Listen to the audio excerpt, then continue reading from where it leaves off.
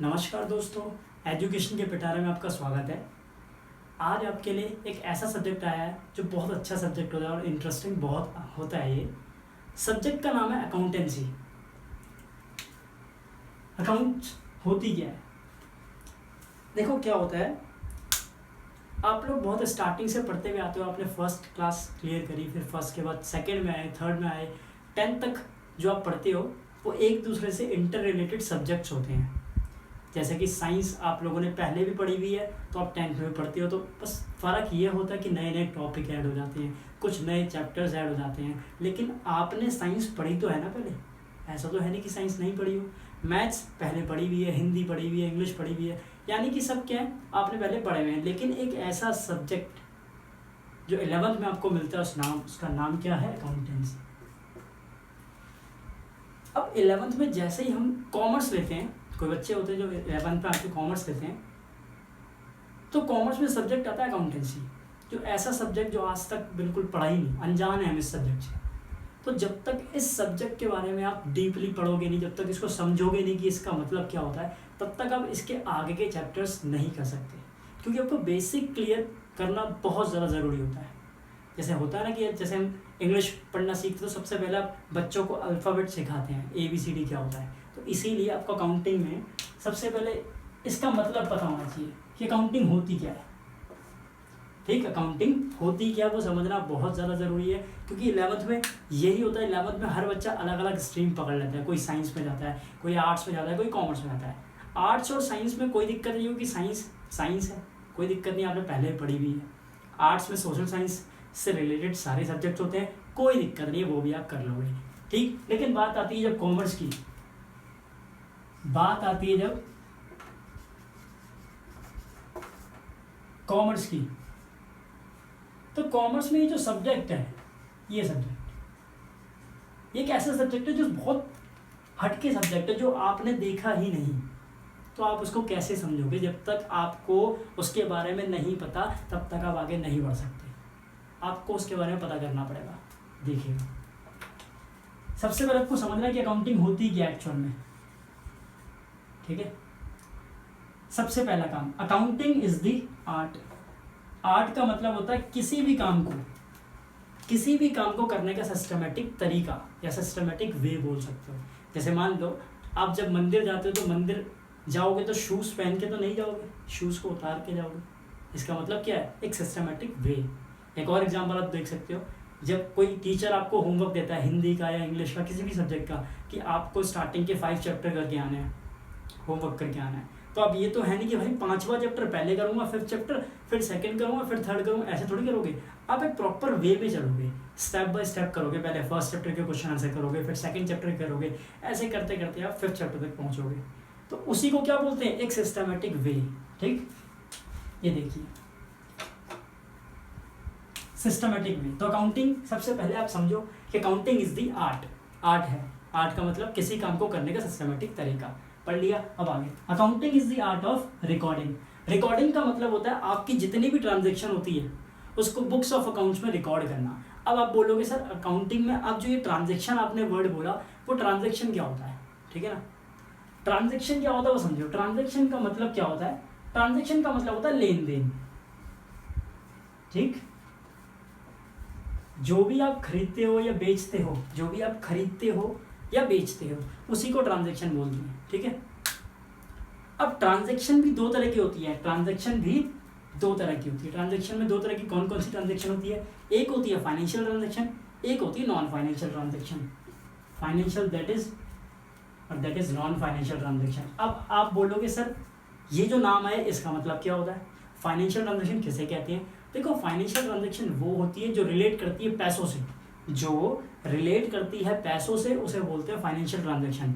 For example, आप किसी परचून की शॉप में गए, आपने उससे कोई भी सामान लिया, सामान लेने के बाद आपने उसको पैसे दिए, तो दैट इज फाइनेंशियल ट्रांजैक्शन। लेकिन अगर हम बात करें नॉन फाइनेंशियल ट्रांजैक्शन की, तो वो होता है अपोजिट, जो रिलेट नहीं करती पैसों से, उसे बोलते हैं नॉन फाइनेंशियल ट्रांजैक्शन। देखिए, जो फाइनेंशियल ट्रांजैक्शन है, नीचे मैंने लिखा हुआ है which is related to money, बता दिया। नॉन फाइनेंशियल क्या है?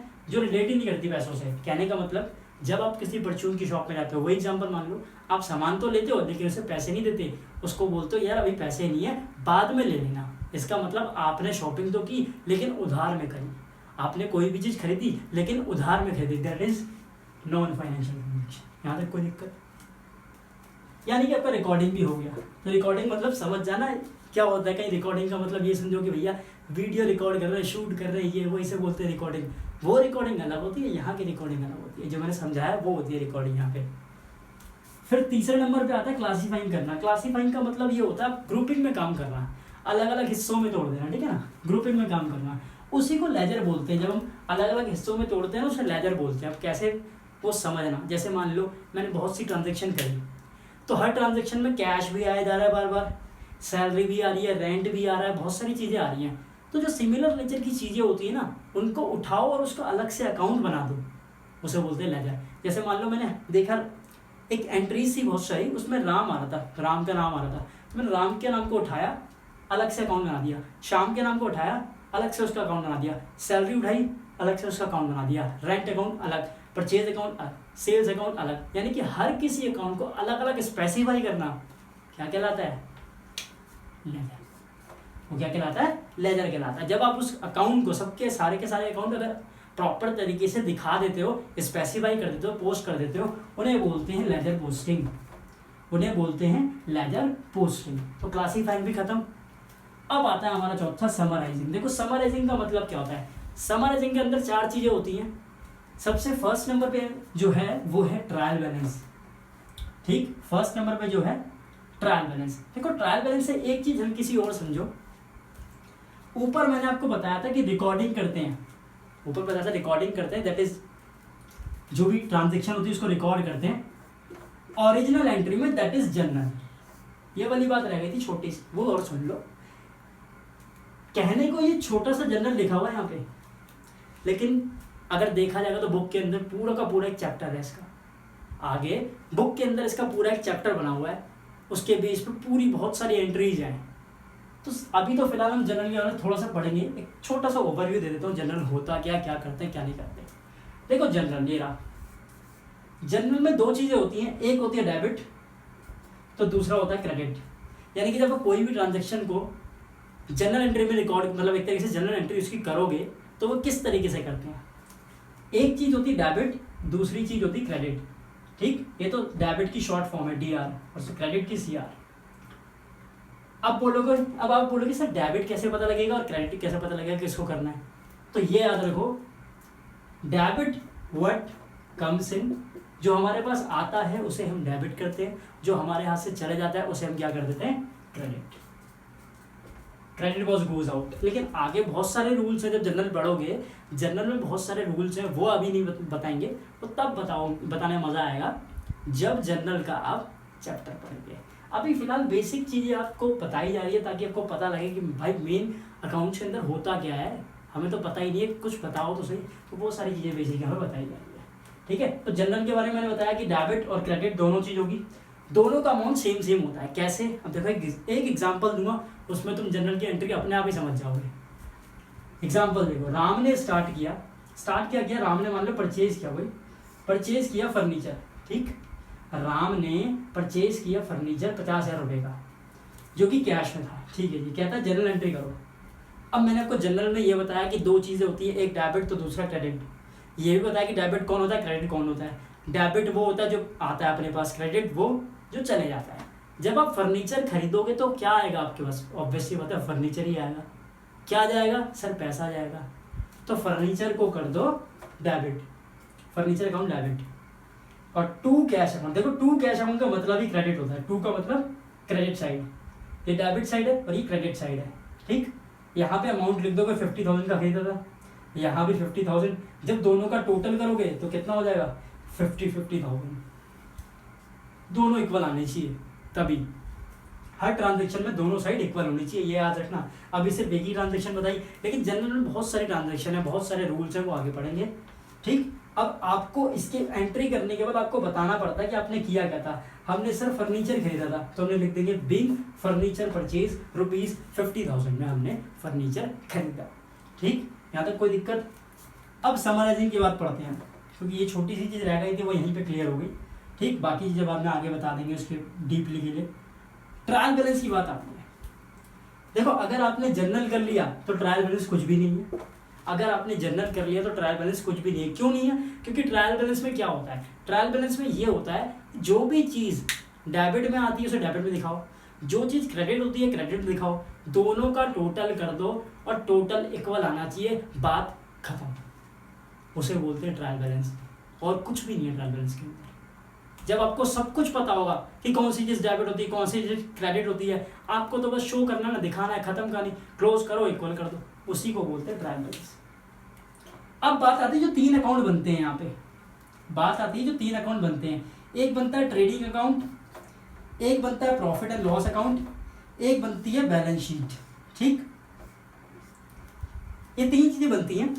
इसके लिए एक अलग से चैप्टर और है आपके अकाउंट्स की बुक के अंदर, कम से कम 18th चैप्टर होगा शायद, फाइनेंशियल स्टेटमेंट विद एडजस्टमेंट। उसके अंदर पूरा बड़ा चैप्टर दिया गया इसके बारे में, लेकिन हल्का सा अभी यहाँ पे तो हमें सिर्फ छोटा सा एक ओवरव्यू देना है।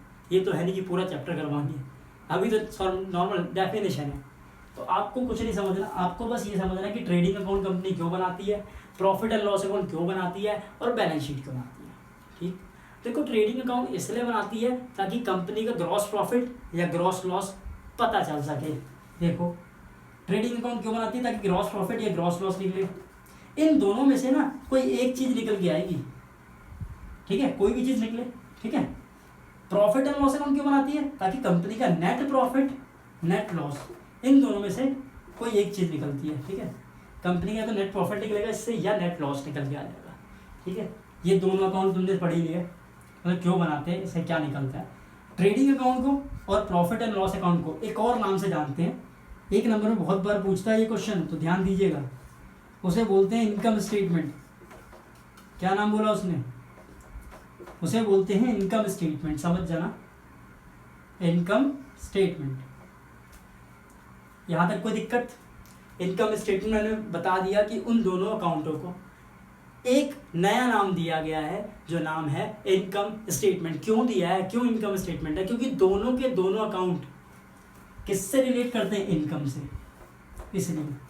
अब आती है बैलेंस शीट। देखो बैलेंस शीट क्यों बनाती है कंपनी, बैलेंस शीट इसलिए बनाती है ताकि हमारी फाइनेंशियल पोजीशन पता चल सके, हमारी कंपनी क्या कर रही है, ग्रो हो रही है कि नहीं हो रही, हमारा लेवल कैसा है कंपनी का, वो सब कुछ कौन बताएगा, हमारी पोजीशन क्या है कौन बताएगा, बैलेंस शीट बताएगी।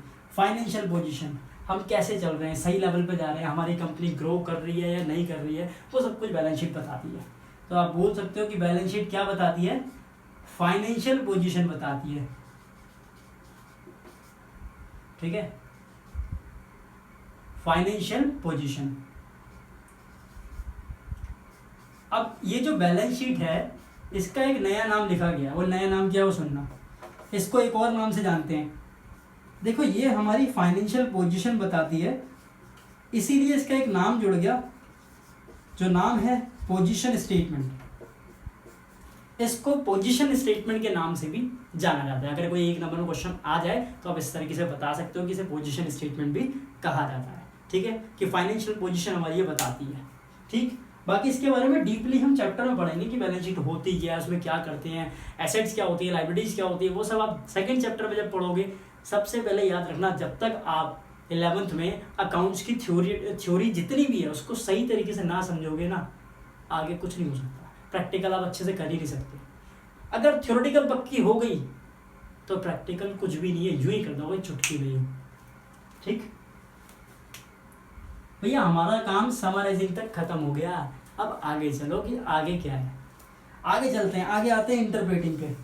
अकाउंटिंग का क्या काम है, इंटरप्रेटिंग करना। इंटरप्रेटिंग का मतलब क्या होता है, इंटरप्रेटिंग का मतलब होता है कैलकुलेट करना, जो हम अकाउंट बना रहे हैं वो स्टार्टिंग से चेक करना, कहीं गड़बड़ी तो नहीं है, उसे बोलते हैं इंटरप्रेटिंग करना। कैलकुलेट भी चेक करना, जो हमने तरीका आजमाया था, यानी जो भी सिस्टमेटिक वे जो था, क्या वो सही है, हाँ सर सही है, हम चेक कर रहे हैं अभी। जो भी ट्रांजेक्शन हमने रिकॉर्ड करी थी बुक्स ऑफ अकाउंट्स के अंदर, वो सारी की सारी ट्रांजेक्शन ठीक है, हाँ जी ठीक है, कोई दिक्कत नहीं। क्लासीफाइंग में जो ग्रुपिंग में अलग अलग स्पेसिफाई अकाउंट बनाए थे, वो अकाउंट सही हैं, हाँ सर वो भी सही है, कोई दिक्कत नहीं है, ट्रांजेक्शन सही है, हमने चेक कर लिया। अब आती है समराइजिंग की बारी। चेक करते हैं भाई ट्रायल बैलेंस में जो टोटलिंग करी थी हमने, जितनी भी चीज़ दिखाई थी वो टोटलिंग इक्वल है ना, कोई दिक्कत तो नहीं है? नहीं कोई दिक्कत नहीं है, ठीक है, यहाँ भी दिक्कत नहीं है। तो ट्रेडिंग अकाउंट सही बनाया, सही बनाया जी। प्रॉफिट एंड लॉस सही बनाया जी। बैलेंस शीट भी पूरी मैच हो रही दोनों साइड।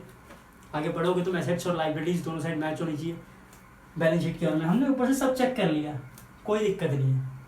ये काम किसका होता है? ये काम होता है इंटरप्रेटिंग का। फिर फाइनल आता है हमारा अकाउंटिंग का, कम्युनिकेटिंग टू द यूजर। इसका मतलब ये होता है जो भी अकाउंट्स का हकदार होते हैं ना, उनको अकाउंट्स पकड़ा देते हैं, ये ले भाई तेरा खाता बनिए, ये ले भाई अपना खाता पकड़ो, जो भी उनके हकदार होते हैं। कम्युनिकेटिंग टू द यूजर, तो मैंने क्या बताया? Accounting is the art of recording, classifying, summarising, interpreting and communicating to the user. ये इसकी पूरी डेफिनेशन है। आप बुक में पढ़ भी सकते हैं और पूरा का पूरा एक्सप्लेन भी कर दिया है, ताकि आपको किसी भी चीज़ में दिक्कत ना आए। कोई भी डाउट हो कमेंट करिएगा। ये हमारा चैनल है एजुकेशन का पिटारा, सर्च करिएगा वहाँ पे। आप इस वीडियो को, आपको ये सारी वीडियो मिलेगी, जो भी अपडेट होगी वो वीडियो मिलेगी। लाइक कीजिए, शेयर कीजिए और इस चैनल को ज़्यादा से ज़्यादा आप सब्सक्राइब भी कर सकते हैं, क्योंकि इससे क्या होता है ना कि कोई भी अगर नई वीडियो हम अपलोड करें तो जिसने भी सब्सक्राइब किया उसको सबसे पहले नोटिफिकेशन मिल जाता है कि हाँ भाई इस चैनल में ना एक वीडियो डाली हुई है, इससे रिलेटेड, इस सब्जेक्ट से रिलेटेड हो, अकाउंटिंग से के रिलेटेड होगी। जैसे चैप्टर फर्स्ट है, चैप्टर फर्स्ट है इंट्रोडक्शन ऑफ अकाउंटिंग, ठीक है, तो अकाउंटिंग के बारे में मैंने आपको बताया है। इसके अलावा नेक्स्ट जो वीडियो बनेगी वो आगे के कुछ मोस्ट इंपॉर्टेंट जो क्वेश्चन होंगे उनके बारे में बताई जाएगी पूरी। फिलहाल अभी इतना ही। कोई डाउट हो, कोई भी दिक्कत आए, कमेंट बॉक्स में कमेंट करिए। किसी भी चीज़ की दिक्कत आए पूरी कोशिश की जाएगी, पूरा सब कुछ बताया जाएगा, कोई दिक्कत नहीं होगी, लेकिन पूछिएगा ज़रूर।